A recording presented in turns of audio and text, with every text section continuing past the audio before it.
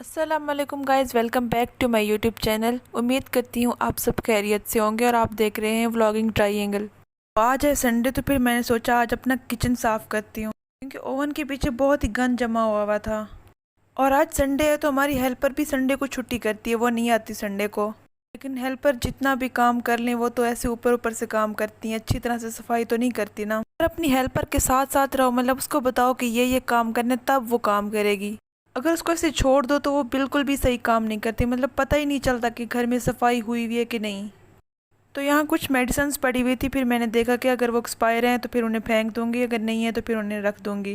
बाकी जो टैबलेट्स वगैरह हैं वो तो एक अलग जगह पे रखी हुई हैं। तो मैंने देखा ये सारी एक्सपायर हुई हैं, तो फिर मैंने इन्हें फेंक दिया। इस सारे गंद ने तो इतनी सारी स्पेस ले रखी थी, तो फिर मैंने सोचा इसको साफ़ ही कर लूँ, क्योंकि ये बहुत ज़रूरी है कि आपका किचन साफ़ होना चाहिए।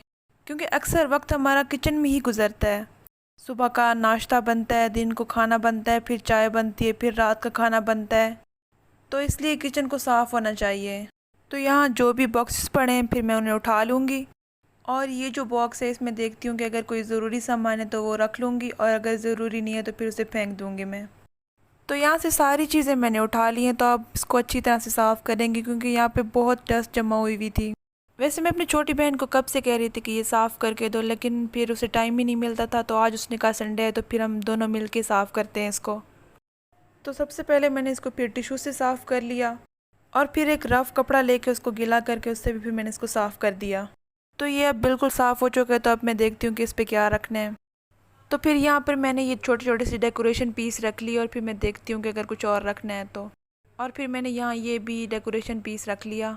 तो फिर अब बारी आती है ओवन को साफ़ करने की, क्योंकि मैंने ओवन को कब से साफ़ नहीं किया था। गर्मी की वजह से कोई काम करने को दिल ही नहीं करता।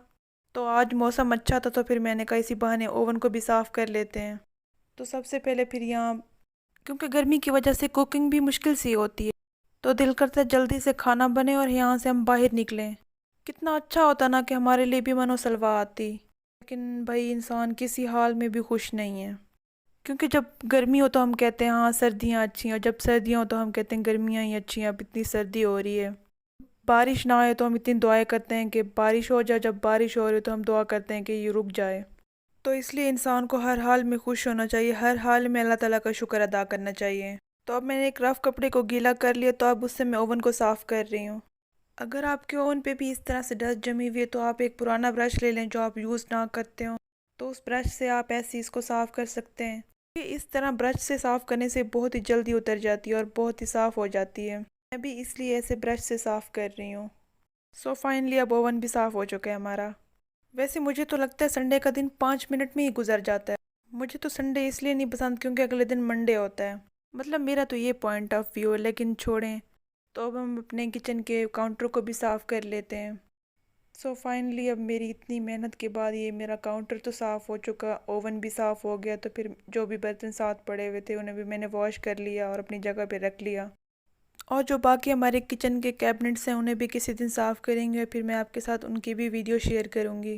अब हम बाकी का किचन भी साफ़ कर लेते हैं, क्योंकि कैबिनेट्स को साफ़ करने में बहुत ही टाइम लग जाता है। तो फिर मैंने आज नहीं किया। मेरे साथ मेरी छोटी बहन काम करवा रही थी, तो उसने कहा मेरा संडे तो ऐसे ही वेस्ट हो जाएगा।